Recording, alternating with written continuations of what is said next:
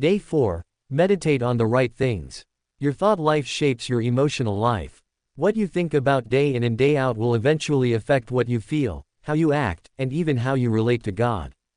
That's why Paul gives us this powerful filter in Philippians 4:8 ESV. Finally, brothers, whatever is true, whatever is honorable, whatever is just, whatever is pure, whatever is lovely, whatever is commendable, if there is any excellence, if there is anything worthy of praise, think about these things.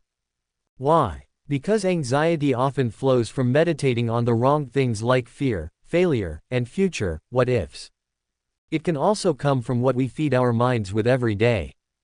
We live in a world of constant input, endless scrolls, videos, ads, opinions, entertainment. Addiction to media, social media, and pornography is often driven by a desire to numb anxiety. For many, especially those raised in a phone-based world, endless scrolling has become a form of emotional avoidance. Instead of turning to God or processing emotions within healthy relationships, we self-soothe negative emotions with a Netflix binge, a TikTok spiral, or porn. Meditating on and feeding our mind with the things of this world doesn't pass the Philippians 4:8 test.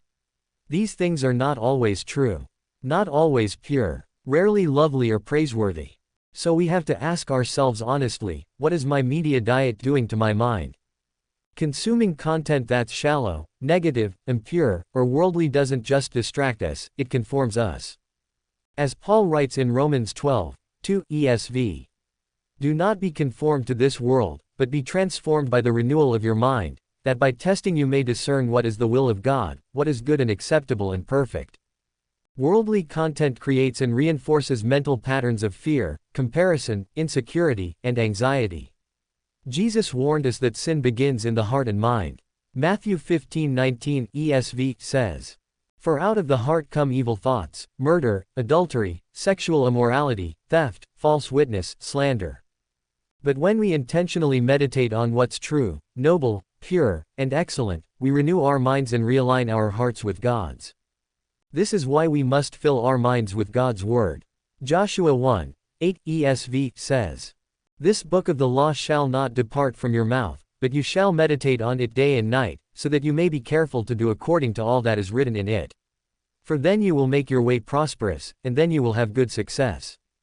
Biblical meditation isn't emptying your mind. It's filling it with God's truth. It means to dwell on and repeat, to let it sink deep. Not just skim across your mind. You can't always control what thoughts enter your mind. But you can choose which ones get to stay.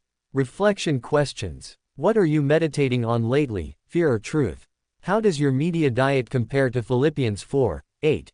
Am I filling my mind with God's Word? If not, how can I start?